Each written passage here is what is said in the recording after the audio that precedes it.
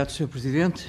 Saudar o Conselho Diretivo da Autoridade da Mobilidade dos Transportes, por mais uma vez nos estarem a prestar esclarecimentos neste Parlamento, num tema tão importante para esta nossa Comissão de Economia, Inovação e Obras Públicas, que é o tema dos transportes, e que, no fundo, tem vindo a afetar e afeta com muita regularidade o cotidiano da vida de todos os portugueses.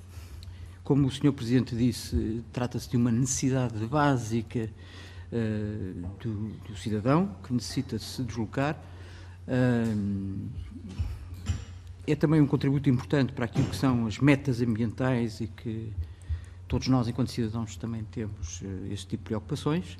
E, portanto, uma regulação, um controle, uma supervisão adequadas, naturalmente melhora a qualidade de vida e a sustentabilidade de toda uma sociedade, e é nessas situações que nós detemos as nossas preocupações. E eu começaria por colocar um primeiro tema, que não sendo tão só um tema dedicado à Autoridade da Mobilidade e dos Transportes, é um tema que tem afetado todas as entidades reguladoras em geral, em todos os setores, que é exatamente o tema das cabimentações que, por via do Orçamento de Estado, limita a atividade do ponto de vista da sua intervenção, mais básica. De resto, em audições anteriores aqui neste Parlamento, da CMVM, da Autoridade da Concorrência, eu já vi que no vosso relatório de atividades também existe informação relativamente aos constrangimentos e às restrições orçamentais que a autoridade sente. Portanto, eu pergunto até que ponto o Orçamento de Estado, por via das cabimentações, impediu a autoridade de exercer as suas funções e se ficaram impedidos de efetuar algumas fiscalizações e alguma supervisão em alguns setores. Eu percebi do relatório que pelo menos transitaram para 2018 muitas das atividades que eram para ter sido executadas e realizadas em 2017. E, portanto, era uma primeira questão, se foi por falta de capacidade, por falta de recursos humanos, ou se foi exatamente pelas tais restrições orçamentais das cativações que levaram a que essas atividades ficassem por realizar e se tenha sido necessário transferi-las para 2018. No nosso entendimento, entidades reguladoras em cativeiro não são naturalmente entidades independentes e, como tal, não exercem bem a regulação. Este era um primeiro aspecto. O segundo aspecto prende-se com a questão do quadro de pessoal.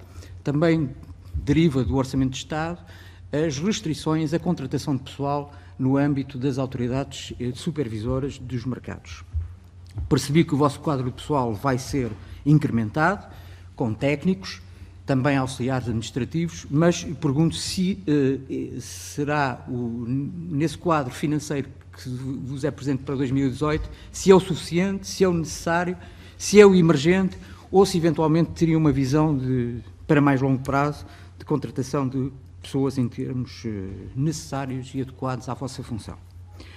Um segundo tema que eu coloco é a questão que está na ordem do dia, que tem que ver com o serviço de táxi, vulgo Uber. Eu recordo-me que em janeiro último, com a inexistência de legislação acerca deste tema, o Sr. Presidente terá efetuado alguns comentários no sentido da ilegalidade da situação que se mantinha atualmente. Peço desculpa. Assina? Pareceres. Nesta circunstância, obrigado, Sr. Deputado. Nesta circunstância, eu pergunto como é que o Sr. Presidente vê não só a atual lei que foi aprovada por este Parlamento, e como é que vê este veto presidencial e de que forma acha que, se tem algum contributo a dar a esta questão do veto presidencial. Gostaríamos naturalmente de conhecer a vossa posição sobre o tema, porque nos ajuda naturalmente aqui ao processo legislativo que irá decorrer futuro. Um outro tema que aqui quero trazer prende-se com um tema que foi talvez o ponto central na nossa última audição, que foi a transferência da Carris para a Orla, para o Seio, para a gestão da Câmara Municipal de Lisboa.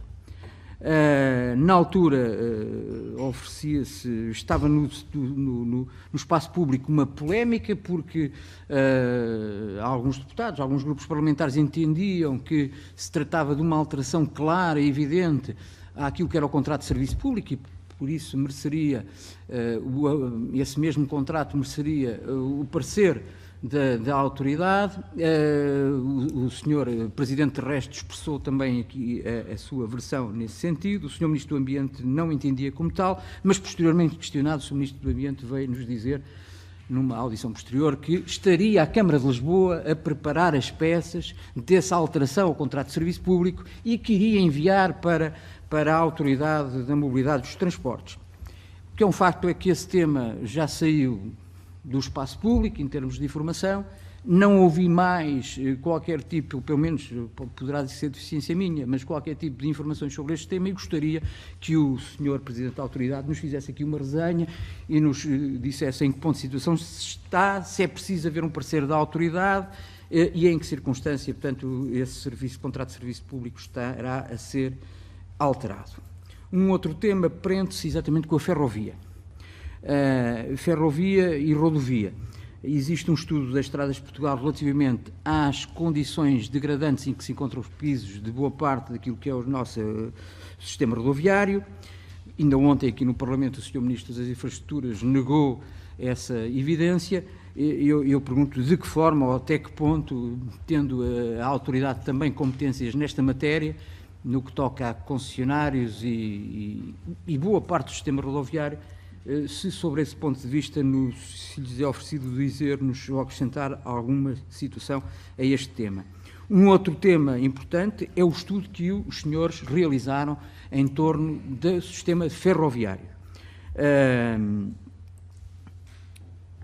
Verifiquei pelas conclusões do estudo que existem pontos negativos que no fundo vêm acrescentar aquilo que já era a informação do domínio público, como, por exemplo, a morosidade nas respostas às reclamações dos utentes, a falta de informação em supressões ou atrasos de carreiras, o facto de haver uma frequência muito reduzida de transportes ferroviários fora das horas de ponta, o estado de degradação geral da via, também a falta de transparência na formação dos preços, e eu acrescento também aqui uma outra situação, que é os atrasos constantes da linha do Norte.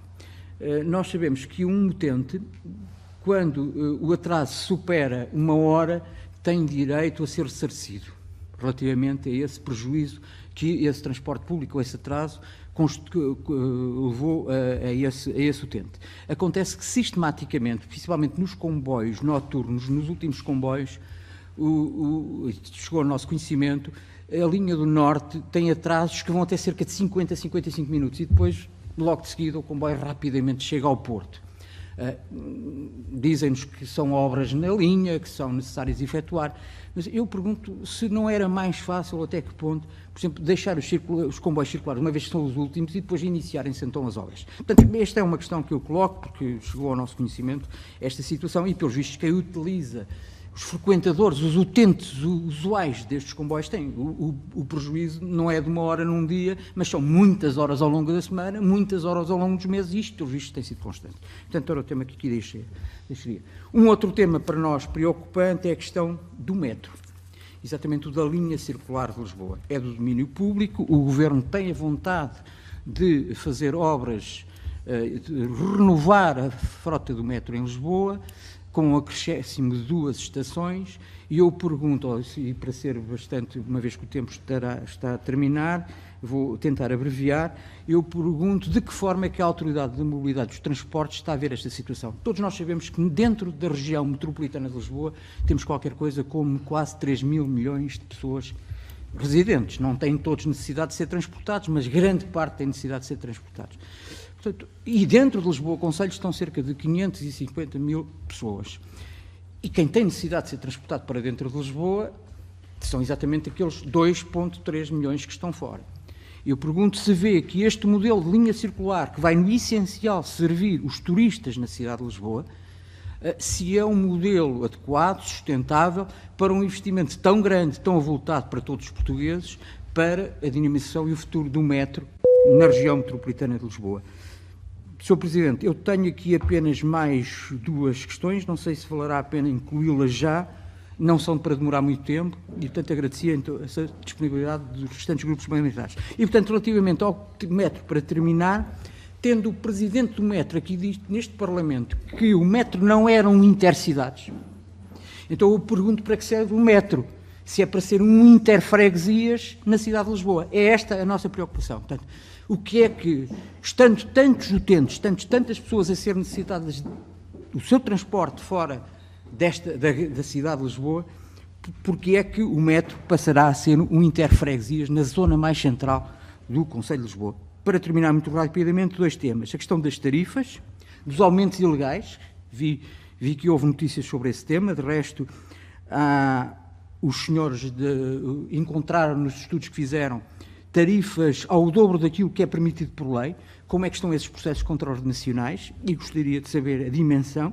Sei que estão centralizados em 2 ou 3 zonas de CIMs, e nessa circunstância era uma pergunta que lhe queria colocar. E outra prende-se exatamente com a questão muito importante para as regiões metropolitanas de Lisboa e Porto, fundamentalmente, ou médias regiões metropolitanas de cidades centrais do país, que é a questão dos espaços intermodais. Eu sei que a autoridade está a fazer um estudo, está a preparar um estudo, não sei em que pé que se encontra essa situação, mas relativamente aos espaços intermodais tão importantes para os cidadãos, portanto, gostaria também de obter a vossa opinião. Muito obrigado, Sr. Presidente, pela...